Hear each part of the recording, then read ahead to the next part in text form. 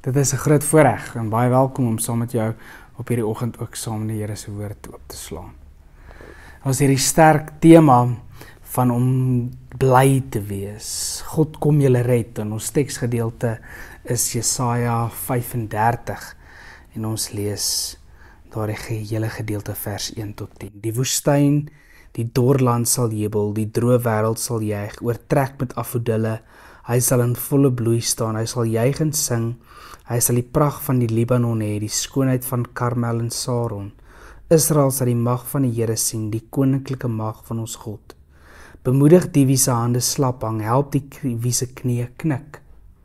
Sê vir die wat moed verloor het, wees sterk, moenie bang wees nie.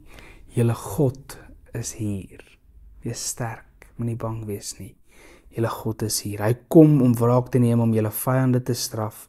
God kom julle red. Blinde sal kan sien, dowe sal kan hoor, lamme sal kan rondspring, so stakbokke, stomme sal kan sing, strome water sal uit die woestyn uitbars. Daar sal riviere loop in die droë wêreld. Die verskroeide aarde sal 'n moras word. Dorsland waterryke wêreld, waar daar nou net vir jakkals se lêplekke is, sal gras en riet en bissies groei. Daar sal 'n groot pad deur die woestyn loop. Dit sal bekend staan as die gewyde pad. Onrein mense sal nie daarop loop nie, dit sal net wees vir mense wat reg lewe. Dwaase sal nie meer op die pad kom nie. Daar sal nie leeu's op die pad wees nie. Daar sal nie roofdiere oploop nie. Nee, hulle sal glad nie daar kom nie. Net die mense wat deur die Here gered is, sal hierdie pad gebruik. Dit is baie interessant dat hierdie, as jy moet gaan kyk wat is tussen Babylonië en Jerusalem, mense wat ballinge is, dat hulle sou deur hierdie woestyn sal daar 'n pad wees.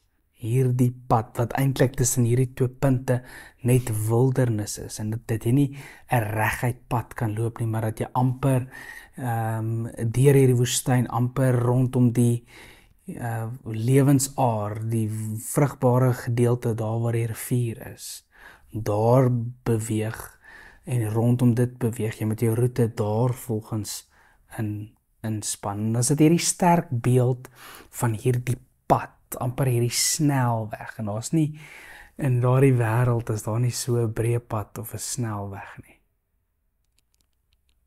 Maar dit is uitdagend. Maar dan is daar hierdie pragtige poëtiese spraak.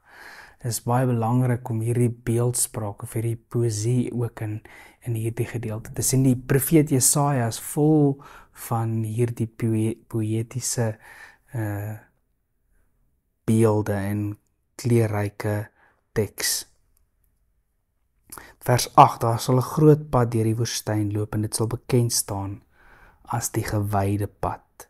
En heel hier aan die einde, vers 10, die wat deur die Here verlos is sal terugkeer. Hulle sal juigend in Sion aankom. Hulle sal straal van blydskap. Hulle sal vol vreugde en blydskap wees. Ellende en smart sal verdwyn. Dit is so wonderlik dat die mense wat deur die Here gered is, net hulle sal op hierdie pad wees. Dat daar nie op hierdie pad roofdiere sal wees nie. Dat die wat onrein is, nie op hierdie pad sal loop nie. 'n Pad terug na Sion. Hulle sal juigend in Sion aankom. Hulle sal straal van blydskap. So 'n wonderlike vooruitsig wat die profeet Jesaja skets vir hierdie mense. Hy sal hierdie pad maak en daarom kan ons bly wees. Kom ons bid ook so saam. God van hoop en beloftes, leer ons om te wag met geloof, om geduldig te wees soos boere wat op reën wag. Open nou u woord vir ons, sodat dit so sagte reën op ons lewe val en iets nuuts laat groei. Amen. Seën vir jou ook in hierdie dag. Totsiens.